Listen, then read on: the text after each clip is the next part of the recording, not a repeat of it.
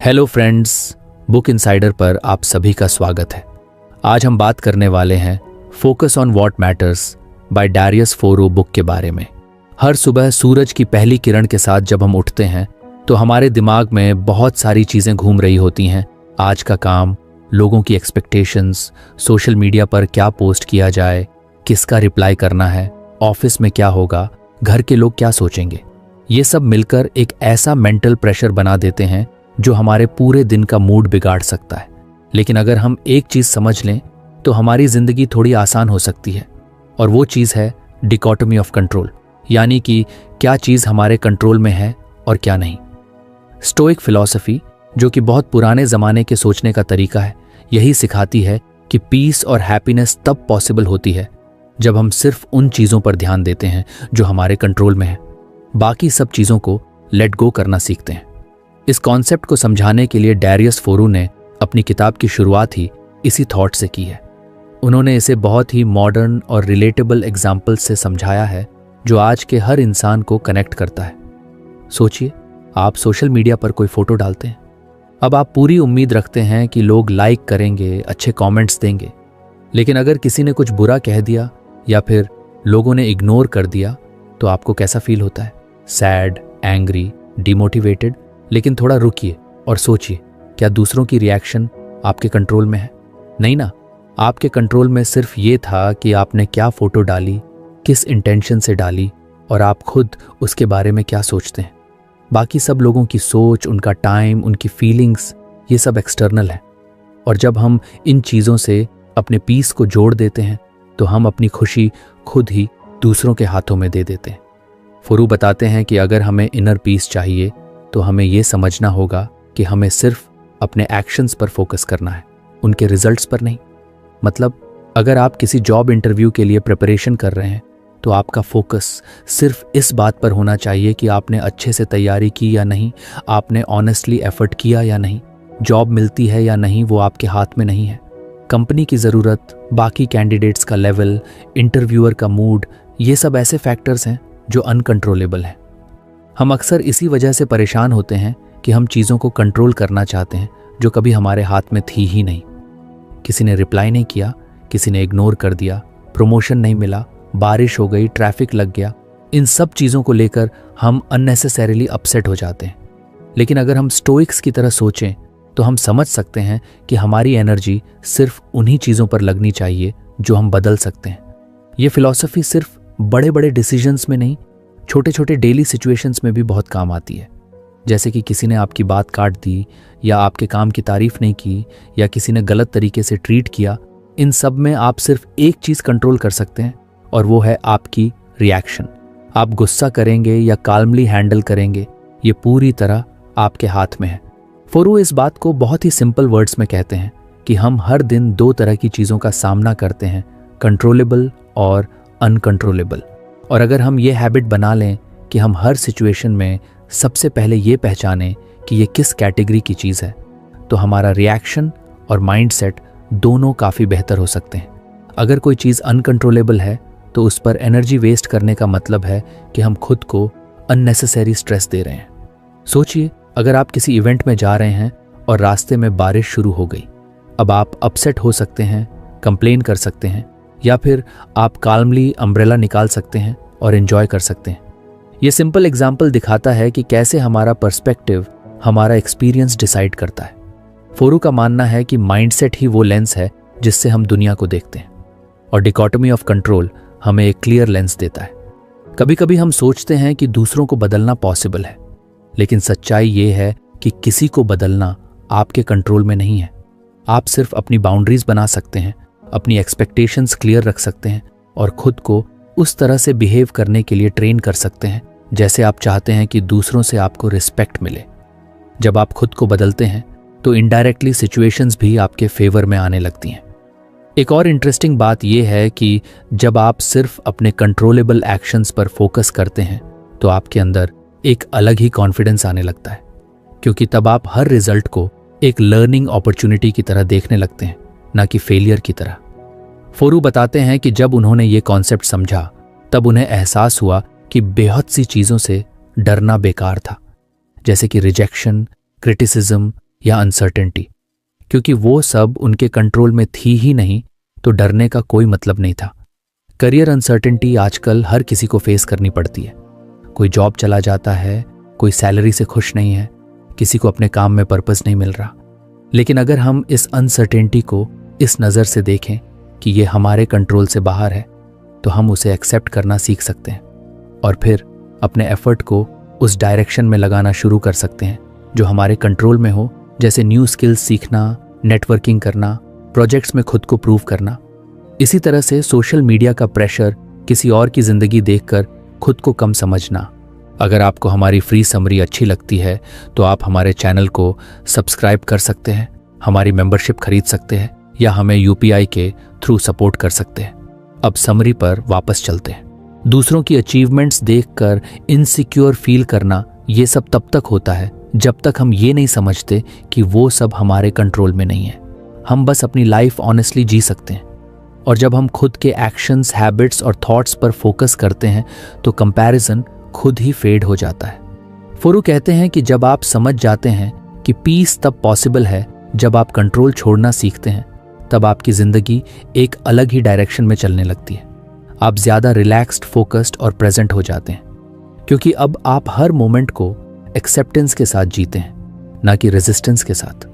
ये कॉन्सेप्ट हमें सिखाता है कि स्ट्रेस को हैंडल करने का सबसे आसान तरीका है डिटैच फ्रॉम आउटकम और अटैच टू प्रोसेस। जब हम प्रोसेस पर ध्यान देते हैं तो हम ग्रो करते हैं, सीखते हैं और मैच्योर होते हैं, और यही रियल सक्सेस है। हर दिन जब आप किसी सिचुएशन का सामना करें तो बस एक सिंपल सवाल खुद से पूछिए, क्या ये मेरे कंट्रोल में है? अगर हाँ तो एक्शन लीजिए, अगर नहीं तो लेट इट गो। धीरे धीरे ये प्रैक्टिस आपकी आदत बन जाएगी और आपकी लाइफ में क्लैरिटी और काल्मनेस आ जाएगी। इस तरह स्टोइक फिलॉसफी और डैरियस फोरू की सिंपल येट पावरफुल एक्सप्लेनेशन हमें एक ऐसा माइंडसेट देती है जो आज के तेज और कंफ्यूज्ड वर्ल्ड में बहुत ज़रूरी है। पीस जो हम बाहर ढूंढते हैं वो अंदर से आती है, और उसका रास्ता यही है कंट्रोल को समझना और उसे सही तरीके से अप्लाई करना। अगर आप ये फिलॉसफी अपनाते हैं तो शायद प्रॉब्लम्स खत्म नहीं होंगी, लेकिन उनका असर ज़रूर कम हो जाएगा। और यही तो हम सब चाहते हैं, एक पीसफुल, क्लियर और फुलफिलिंग लाइफ। जब हम जिंदगी के बारे में गहराई से सोचते हैं तो हमें एहसास होता है कि बहुत सारी परेशानियां हमारे बाहर नहीं, हमारे अंदर से आती हैं। हम खुद को लेकर बहुत कुछ सोचते हैं, बार बार सोचते हैं, डरते हैं, खुद को प्रूव करने की कोशिश करते हैं, लोगों से वैलिडेशन मांगते हैं और फिर भी खुद से कभी खुश नहीं हो पाते। इन्हीं इमोशंस और थॉट्स को समझने का एक तरीका है स्लो डाउन करना, बैठकर अपने मन से बात करना, यानी एक तरह का सेल्फ मेडिटेशन। और यही काम करती हैं वो चिट्ठियां, हर एक लेटर जैसे एक छोटा सा मेडिटेशन हो। इस किताब में हर लेटर 2 से 4 पेज की होती है, लेकिन उसके अंदर जो बात कही जाती है वो सीधे दिल और दिमाग तक पहुंचती है।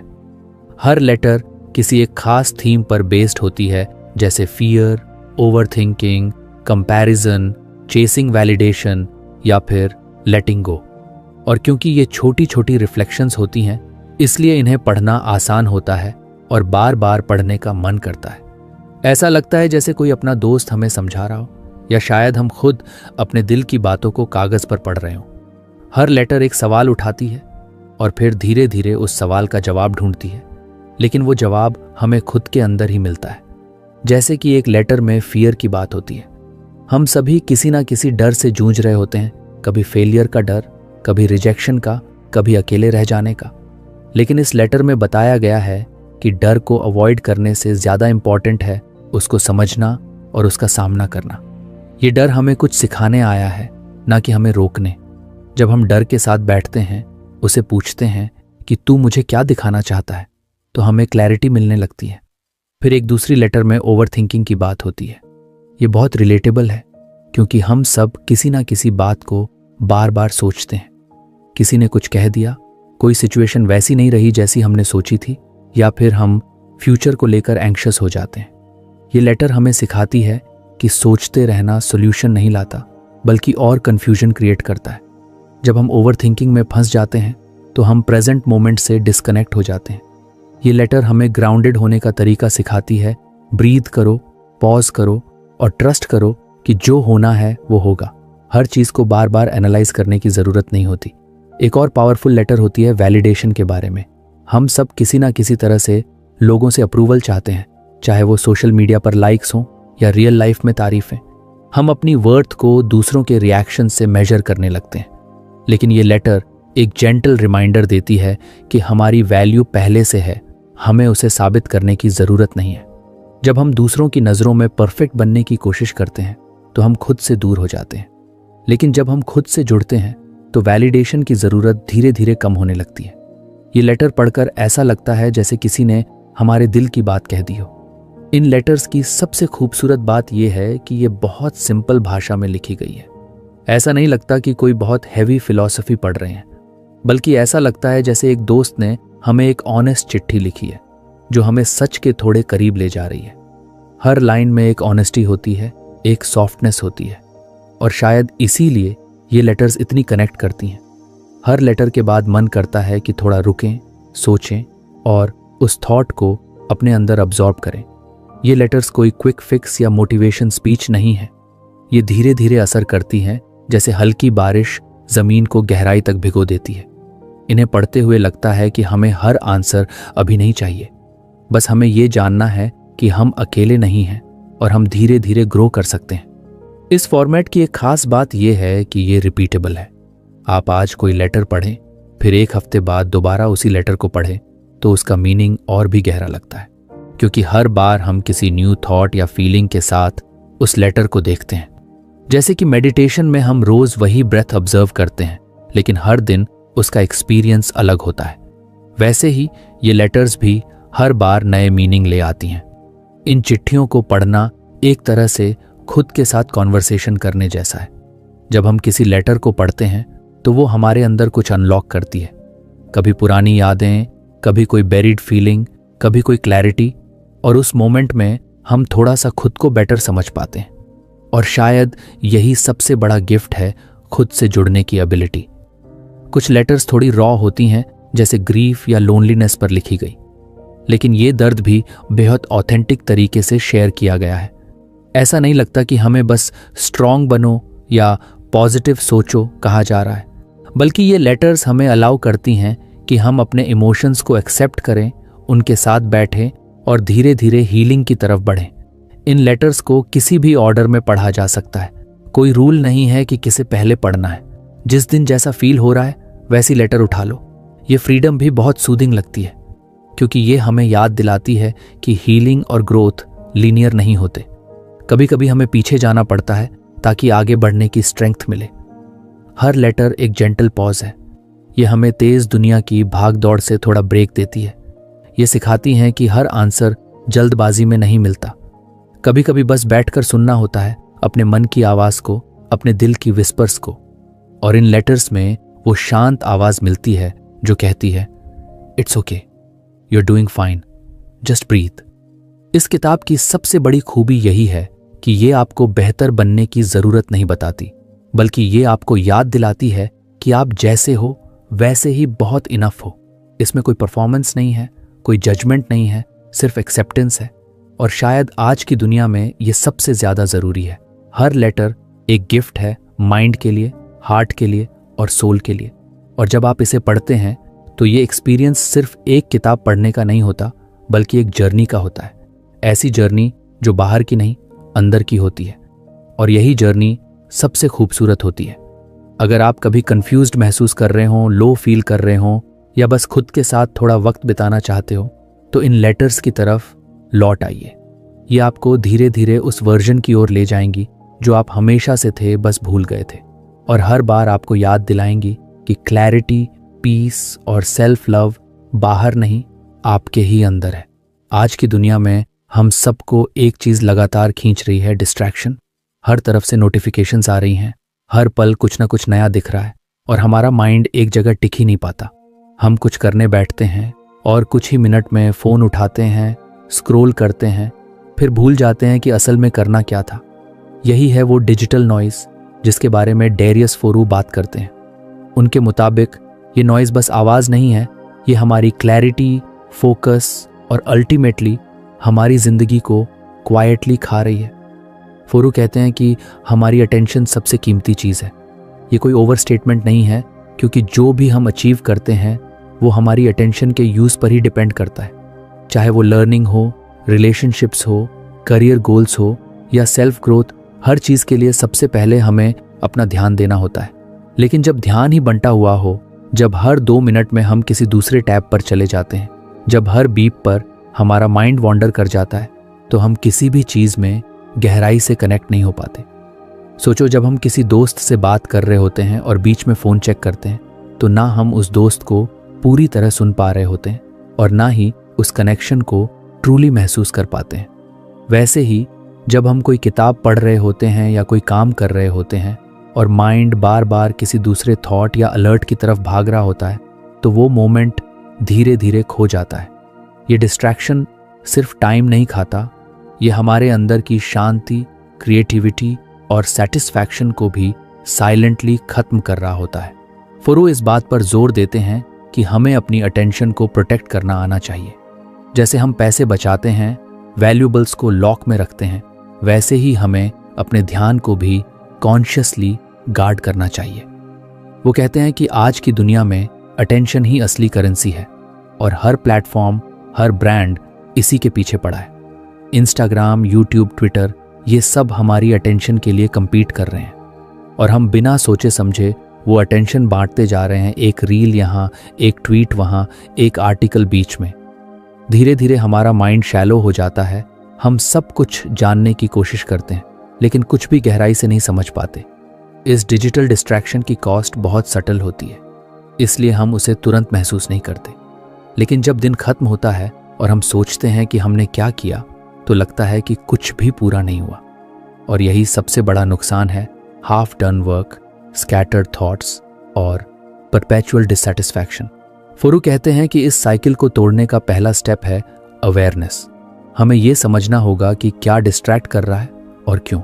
एक पावरफुल पॉइंट जो वो बताते हैं वो है, डिस्ट्रैक्शन की जड़ बोर्डम नहीं बल्कि डिस्कम्फर्ट है। हम अनकंफर्टेबल इमोशंस से बचने के लिए डिस्ट्रैक्शन की तरफ भागते हैं। जब कोई टास्क बोरिंग लगने लगता है, या जब हम एंग्शियस फील करते हैं, या जब कोई कॉन्वर्सेशन हमें इमोशनली चैलेंज करती है, हम फ़ोन उठा लेते हैं, फीड स्क्रॉल करने लगते हैं। वो टेम्पररी एस्केप हमें अच्छा फील कराता है, लेकिन लॉन्ग टर्म में वो हमारी कैपेसिटी को कमज़ोर करता है। फोरू सजेस्ट करते हैं कि हमें अपने दिन को ऐसा डिज़ाइन करना चाहिए जहां हमारी अटेंशन सेफ रहे। इसका मतलब है कि हमें इंटेंशनल बनना पड़ेगा। क्या देखना है, कब देखना है और कितना देखना है, ये डिसाइड करना होगा। हर बार फ़ोन पर हाथ जाने से पहले खुद से पूछो, क्या ये ज़रूरी है? क्या ये मेरे गोल को सपोर्ट करता है? क्या ये मुझे क्लियर करता है या और कंफ्यूज करता है? वो मॉर्निंग रूटीन्स के बारे में भी बात करते हैं, कैसे दिन की शुरुआत का तरीका पूरे दिन की टोन सेट करता है। अगर हम उठते ही फ़ोन देखने लगते हैं, नोटिफिकेशंस चेक करते हैं, तो हमारा माइंड रिएक्टिव मोड में चला जाता है। हम अपने दिन को कंट्रोल नहीं कर रहे होते, बल्कि दिन हमें कंट्रोल कर रहा होता है। लेकिन अगर हम सुबह का पहला घंटा इंटेंशनल चीज़ों में लगाए, जैसे journaling, reading, silence, deep work, तो हमारी अटेंशन धीरे धीरे ट्रेन होने लगती है। इस अटेंशन को प्रोटेक्ट करने के लिए फोरू कुछ प्रैक्टिकल स्ट्रैटेजीज भी बताते हैं, जैसे टाइम ब्लॉक्स का यूज़ करना, डिस्ट्रैक्शन फ्री जोन्स क्रिएट करना, डिजिटल डिटॉक्स लेना और सबसे ज़रूरी, बोर्डम को टॉलरेट करना सीखना। जब हम बिना डिस्ट्रैक्शन के बैठे रहते हैं तो शुरू में अनकंफर्टेबल लगता है, लेकिन फिर धीरे धीरे वही बोर्डम आइडियाज़ में बदलने लगता है, क्लैरिटी में बदलने लगता है। हमारे बेस्ट थॉट्स तब आते हैं जब हम बस सोच रहे होते हैं ना कि किसी फीड में डूबे होते हैं। एक और इंटरेस्टिंग बात जो वो बताते हैं वो है डीप वर्क और शैलो वर्क का फ़र्क। बहुत बार हम पूरे दिन बिजी रहते हैं लेकिन कुछ मीनिंगफुल नहीं करते। हम ईमेल्स रिप्लाई कर रहे होते हैं, मैसेजेस भेज रहे होते हैं, टैब्स स्विच कर रहे होते हैं, लेकिन कुछ भी डीप नहीं होता। डीप वर्क वहीं पॉसिबल है जहां डिस्ट्रैक्शन ना हो, जहां हमारा दिमाग फ्लो में जा सके, और उस जोन में पहुंचने के लिए अटेंशन को डिसिप्लिन करना पड़ता है। डिस्ट्रैक्शन की वजह से हमारी क्रिएटिविटी भी सफ़र करती है। हम सोचते हैं कि स्क्रोलिंग से हमें इंस्पिरेशन मिलेगा, लेकिन होता उल्टा है। माइंड ओवरवेल्म्ड हो जाता है, कंपैरिजन शुरू हो जाती है और खुद पर डाउट होने लगता है। फोरू कहते हैं कि असली इंस्पिरेशन साइलेंस से आती है। जब माइंड क्वाइट होता है तभी वो ऑब्जर्व कर सकता है, इमेजिन कर सकता है, क्रिएट कर सकता है। उनका पूरा मैसेज यही है कि डिस्ट्रैक्शन की प्राइस सिर्फ समय नहीं होती, वो हमारी peace of mind, quality of work और हमारी आइडेंटिटी तक को अफेक्ट करती है। जब हम बार बार किसी दूसरे की आवाज़ सुनते हैं तो धीरे धीरे अपनी आवाज़ खो देते हैं। इसलिए ज़रूरी है कि हम अपने ध्यान को रिक्लेम करें, उसे उस डायरेक्शन में यूज़ करें जहाँ ग्रोथ हो, क्लैरिटी हो और मीनिंग हो। ये सब बातें पढ़ते हुए ऐसा लगता है कि हम सब कभी ना कभी इस ट्रैप में फंसे हैं, लेकिन अच्छी बात यह है कि इससे बाहर निकलने का रास्ता भी हमारे पास ही है। बस हमें थोड़ा सा अवेयरनेस, थोड़ा सा करेज और थोड़ा सा स्ट्रक्चर चाहिए। हम सब अपने दिन को ऐसे डिज़ाइन कर सकते हैं जहां नॉइज कम हो और पर्पस ज़्यादा। जब हम अपनी अटेंशन की वैल्यू समझने लगते हैं तो हम ऑटोमेटिकली सेलेक्टिव बन जाते हैं। हम हर चीज़ को इम्पोर्टेंस देना बंद कर देते हैं और उन्हीं चीज़ों को चुनते हैं जो हमारे लिए रियल में मैटर करती हैं। और यही ध्यान से जीने की शुरुआत होती है। फोरू हमें डराते नहीं हैं, वो इंस्पायर करते हैं। उनका अंदाज ऐसा होता है जैसे कोई दोस्त धीरे से कह रहा हो, तू कैपेबल है, बस थोड़ा कॉन्शियस हो जा। और शायद यही बात हमें अंदर तक छूती है। वो हमें सिखाते हैं कि आज की दुनिया में अटेंशन को बचा लेना ही सबसे बड़ी अचीवमेंट है। तो अगली बार जब हम बेवजह फ़ोन उठाए तो बस एक पॉज लें, खुद से पूछें, क्या मैं अपना सबसे कीमती एसेट किसी और को दे रहा हूँ? अगर आंसर हाँ है तो चॉइस हमारे पास है उसे वापस लेने की, उसे सही जगह इन्वेस्ट करने की और डिस्ट्रैक्शन के शोर में भी अपनी क्लैरिटी को बचाए रखने की। यही फोरू का सच्चा मैसेज है, अटेंशन को बचाओ, क्योंकि यही तुम्हारा असली पावर है। कई बार हम रात को लेट कर सोचते हैं, काश उस वक्त ये किया होता, काश उस बात को सीरियस लिया होता, काश उस इंसान से खुलकर बात की होती। ऐसे काश ही तो असली रिग्रेट होते हैं। डैरियस फोरू इस इमोशन को बड़ी सादगी और सच्चाई से समझाते हैं। उनके मुताबिक रिग्रेट सिर्फ इसलिए नहीं आता कि हमसे कोई गलती हो गई, बल्कि इसलिए आता है क्योंकि हमारे एक्शंस हमारे वैल्यूज से मैच नहीं करते। जब हम ऐसा कुछ कर बैठते हैं जो हमारे दिल के सच से अलग होता है, तब रिग्रेट धीरे धीरे अंदर पनपता है। हम सब ने कभी ना कभी ये फील किया है कि हम कुछ ऐसा कर रहे हैं जो दिल से ठीक नहीं लगता, लेकिन हम करते हैं क्योंकि सब कर रहे हैं या यही करना चाहिए। ये छोटी छोटी मिसमैचेस ही बाद में बड़े रिग्रेट में बदल जाती हैं। फोरू यही कहते हैं, रिग्रेट को अवॉइड करने का तरीका ये नहीं है कि हम परफेक्ट बन जाएं, बल्कि ये है कि हम खुद से बार बार पूछते रहें, क्या मैं वही कर रहा हूं जो मेरे लिए सच में इंपॉर्टेंट है?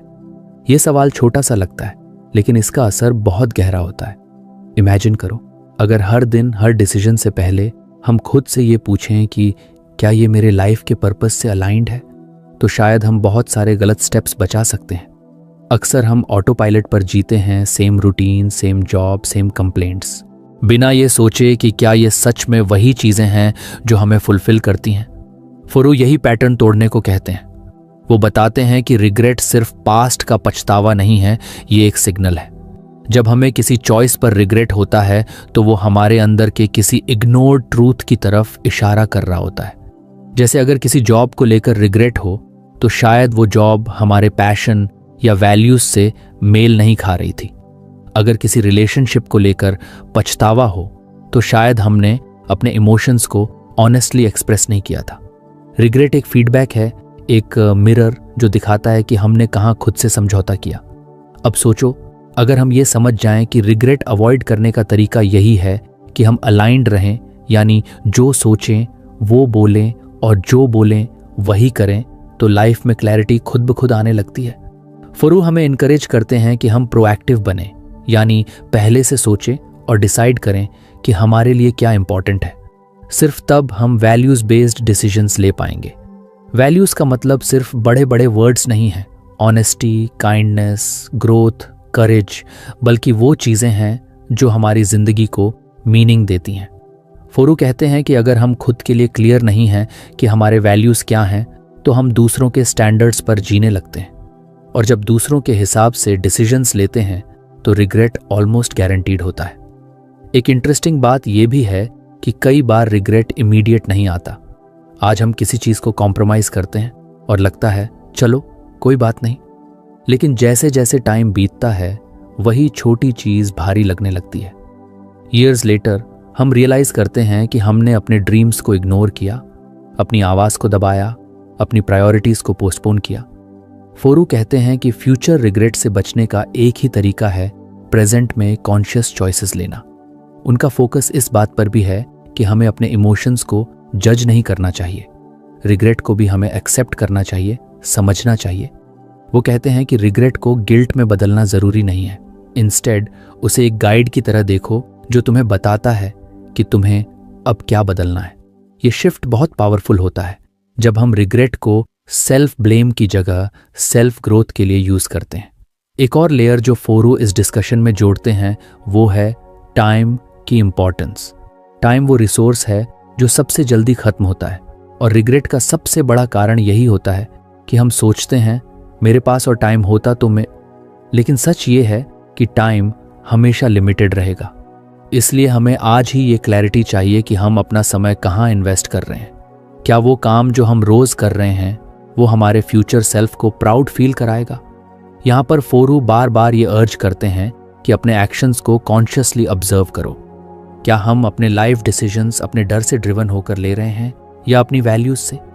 क्या हम वैलिडेशन के लिए किसी और की लाइफ जी रहे हैं या अपनी सच्ची इच्छाओं को फॉलो कर रहे हैं? जब हम खुद से ये सवाल पूछते हैं तो धीरे धीरे हमारी चॉइसेस क्लियर होने लगती हैं। अब ये मत समझो कि फोरू किसी आइडियलिस्टिक वर्ल्ड की बात कर रहे हैं जहां कोई प्रॉब्लम नहीं होती। वो खुद कहते हैं कि रियल वर्ल्ड में कभी कभी हमें कॉम्प्रोमाइज करना ही पड़ता है, लेकिन ये समझना जरूरी है कि वो कॉम्प्रोमाइज हमारे किस वैल्यू से कॉन्फ्लिक्ट करता है। अगर हमें समझ है तो रिग्रेट नहीं होता क्योंकि हमने कॉन्शियस डिसीजन लिया होता है। कई बार हम सोचते हैं कि रिग्रेट से बचना है तो बस रिस्क मत लो, लेकिन फोरू इसे गलत मानते हैं। उनके अनुसार सबसे बड़ा रिग्रेट वही होता है जो हम कभी ट्राई ही नहीं करते। किसी ड्रीम को पूरी तरह जीने से डरना, किसी रिलेशनशिप में वल्नरेबिलिटी ना दिखाना, किसी टैलेंट को सप्रेस करना, ये सब साइलेंट रिग्रेट्स बन जाते हैं। इसलिए वो कहते हैं लाइव बोल्डली बट वाइजली। अपने हार्ट की सुनो लेकिन दिमाग से चलो, एक्शन लो लेकिन वैल्यूज से अलाइंड रहकर। ये सारी बातें बड़ी रियल और रिलेटेबल लगती हैं क्योंकि हम सब कभी ना कभी उस मोड़ पर होते हैं जहां दो रास्ते होते हैं, एक आसान पर बिना पर्पस वाला और एक मुश्किल लेकिन मीनिंग से भरा हुआ। फोरू यही कहते हैं चूज द सेकंड वन, क्योंकि वही रिग्रेट फ्री लाइफ की शुरुआत होती है। अगर आप किसी क्रॉस रोड पर हो, किसी कंफ्यूजन में हो कि क्या करना सही है, तो बस एक सवाल खुद से पूछो, क्या ये मेरे लिए सच में मायने रखता है? ये सवाल एक कंपास की तरह है। ये आपको डायरेक्शन देगा जब माइंड कंफ्यूज्ड हो, जब वर्ल्ड लाउड हो, और यही डायरेक्शन आपको उन रिग्रेट्स से बचाएगी जो दिल में सालों तक चुभते रहते हैं। फोरू की बातों से ये साफ होता है कि रिग्रेट कोई एनिमी नहीं है, ये एक टीचर है। लेकिन उससे सीखने के लिए हमें सुनना आना चाहिए, रुकना आना चाहिए और पूछना आना चाहिए, क्या मैं वो कर रहा हूं जो मुझे सच में करना चाहिए? अगर हम रोज थोड़ी देर रुक कर ये सवाल पूछें तो शायद हमारी जिंदगी रिग्रेट फ्री नहीं तो कम से कम रिग्रेट अवेयर जरूर हो सकती है। आखिर में बात वही है, एक मीनिंगफुल लाइफ जीने के लिए क्लैरिटी चाहिए, करेज चाहिए और कंसिस्टेंसी चाहिए। क्लैरिटी की क्या इंपॉर्टेंट है, करेज उस रास्ते पर चलने की और कंसिस्टेंसी उस ट्रूथ को हर दिन जीने की। और जब ये तीनों मिल जाते हैं तो रिग्रेट की जगह सेटिस्फैक्शन, गिल्ट की जगह ग्रोथ और कंफ्यूजन की जगह पर्पस आ जाता है। यही तो असली विन है। यही फोरू का मैसेज है, अपने एक्शंस को अपने वैल्यूज से मैच करो और देखो कैसे जिंदगी रिग्रेट से फ्री और मीनिंग से फुल हो जाती है। डर एक ऐसा वर्ड जो सुनते ही दिल थोड़ा सिमट जाता है। हर किसी की जिंदगी में कोई ना कोई डर होता ही है। किसी को फेलियर का डर, किसी को रिजेक्शन का, किसी को अकेलेपन का, तो किसी को बदलाव का। लेकिन डैरियस फोरू इस डर को कुछ अलग नजर से देखने को कहते हैं। उनके अनुसार डर हमारा दुश्मन नहीं है, बल्कि एक गाइड है, एक सिग्नल जो बताता है कि कहां हमें करेज की जरूरत है। स्टोइक फिलॉसफी भी यही सिखाती है कि डर को खत्म करने की कोशिश मत करो, बल्कि उसे समझो, ऑब्जर्व करो और यूज करो। जब भी हम कोई नया कदम लेने की सोचते हैं तो सबसे पहले जो सामने आता है वो डर ही होता है। नया काम शुरू करना हो, किसी से दिल की बात कहना हो, कोई बोल्ड डिसीजन लेना हो, हर जगह डर आड़े आता है। फोरू मानते हैं कि इस डर से भागने की बजाय हमें खुद से ये पूछना चाहिए, इस डर के पीछे क्या अपॉर्चुनिटी छुपी है? क्योंकि डर वहीं आता है जहां कुछ मीनिंगफुल होता है। जहां कुछ बड़ा हो सकता है, जहां ग्रोथ की पोटेंशियल होती है। सोचो, अगर किसी इंसान को स्टेज पर बोलने में डर लगता है तो शायद वहीं उसकी ग्रोथ है, क्योंकि वहां उसका सेल्फ एक्सप्रेशन है। अगर किसी को जॉब छोड़कर अपना काम शुरू करने में डर लग रहा है तो शायद वहां उसकी फ्रीडम छुपी है। डर हमें बताता है कि कहाँ हम अपनी कंफर्ट जोन से बाहर निकलने वाले हैं, और कंफर्ट जोन से बाहर निकलना ही तो करेज का असली मतलब होता है। फोरू इस बात पर जोर देते हैं कि डर को सप्रेस करने की जरूरत नहीं है। स्टोइसिज्म का नजरिया ये नहीं है कि मैं फियरलेस बन जाऊं, बल्कि ये है कि मैं डर को फेस करूं और फिर भी सही काम करूं। स्टोइक्स मानते हैं कि फियर एक नेचुरल इमोशन है। ये हमें अलर्ट करता है, प्रिपेयर करता है, लेकिन ये हमें रोकना नहीं चाहिए। बल्कि जब डर आता है तो वो एक सिग्नल है कि अभी हमें थोड़ी एक्स्ट्रा स्ट्रेंथ, थोड़ी एक्स्ट्रा क्लैरिटी और थोड़ी एक्स्ट्रा फेथ की ज़रूरत है। कई बार हम डर को ओवरथिंक करके बहुत बड़ा बना देते हैं। हम खुद को फ्यूचर के ऐसे सिनारियोज दिखाने लगते हैं जो अभी एग्जिस्ट भी नहीं करते। फोरू कहते हैं कि ज़्यादातर डर इमेजिनेशन से आते हैं, रियलिटी से नहीं। और जब हम ये रिकॉग्नाइज कर लेते हैं कि डर सिर्फ हमारे माइंड में बना हुआ एक थॉट है, तो उस पर पावर कम होने लगती है। उदाहरण के लिए, एक इंसान जो किसी पब्लिक इवेंट में जाने से डरता है, वो खुद को पहले ही ये सोचकर थका देता है कि लोग क्या सोचेंगे। अगर मैं ऑकवर्ड बिहेव कर गया तो, अगर कोई मुझे जज करने लगा तो। लेकिन ये सब माइंड की स्टोरीज होती हैं। असली वर्ल्ड में लोग ज्यादातर बिजी होते हैं अपने ही थॉट्स में। ये अवेयरनेस ही डर की चेन को तोड़ती है। फोरू इनकरेज करते हैं कि हम डर से बात करें, उससे भागे नहीं। इमेजिन करो, डर एक दोस्त की तरह तुम्हारे सामने बैठा है। उससे पूछो, तू मुझे क्या दिखाना चाहता है? ये सिंपल शिफ्ट डर से बात करना हमें एम्पावर कर सकता है। जब हम डर के पीछे की कहानी समझते हैं तो हम उसमें छुपी हुई क्लैरिटी को पकड़ सकते हैं। स्टोइसिज्म में एक और ब्यूटीफुल कॉन्सेप्ट है वर्चुअस एक्शन, यानी ऐसा काम जो हमारे प्रिंसिपल्स से मेल खाता हो। करेज, ऑनेस्टी, सेल्फ कंट्रोल, विजडम। फोरू कहते हैं कि जब भी डर आए तो उस डर को ट्रिगर मानो किसी वर्चुअस एक्शन के लिए। अगर आपको सच बोलने में डर लग रहा है तो शायद वही सच बोलना आपके लिए सही एक्शन है। अगर आप किसी अनफेयर सिचुएशन को चैलेंज करने से डर रहे हो तो वही करेज आपको एक बेटर इंसान बनाएगा। डर को जीतने की सबसे आसान और सच्ची टेक्निक यही है, एक्शन लेना। Fear paralyses but action freeze. ये फोरू की फिलॉसफी का कोर है। वो कहते हैं कि हम जितना डिले करते हैं डर उतना स्ट्रांग होता जाता है, लेकिन जैसे ही हम एक छोटा स्टेप भी लेते हैं डर की पकड़ थोड़ी लूजन हो जाती है। और यही छोटे स्टेप्स हमें लॉन्ग रन में फियरलेस नहीं बल्कि करेजफुल बनाते हैं। ये फर्क समझना जरूरी है। फियरलेस बनना मतलब डर ना होना, लेकिन करेजफुल बनना मतलब डर होते हुए भी आगे बढ़ना। फोरू यही सिखाते हैं कि ग्रेटनेस की जर्नी पर डर आना नॉर्मल है, बल्कि जरूरी है। अगर डर नहीं आएगा तो शायद वो रास्ता ही छोटा है। एक और पावरफुल पॉइंट जो फोरू बताते हैं वो ये है कि हमें अपने डर को कैटेगराइज करना चाहिए। हर डर इक्वल नहीं होता। कुछ डर लॉजिकल होते हैं, जैसे फायर से डरना या किसी हादसे से बचना, लेकिन कुछ डर प्योरली साइकोलॉजिकल होते हैं, जैसे किसी की ओपिनियन से डरना या फेलियर की कल्पना से डरना। स्टोइक माइंडसेट सिखाता है कि पहले इन दो तरह के डर में फर्क करो, फिर जहां लॉजिकल डर है वहां सेफ्टी रखो, और जहां साइकोलॉजिकल डर है वहां सेल्फ अवेयरनेस और रिफ्लेक्शन से आगे बढ़ो। डर हमें स्लो कर सकता है, लेकिन अगर हम उसे अंडरस्टैंड करें तो वही डर हमें सही डायरेक्शन में पुश भी कर सकता है। फोरू ये भी सजेस्ट करते हैं कि आप डर का एक जर्नल रखो। जब भी कोई डर सताए उसे लिखो, क्या डर है, क्यों है और उससे जुड़ी रियलिटी क्या है। ये प्रोसेस क्लैरिटी देता है और कई बार डर की इंटेंसिटी को आधा कर देता है।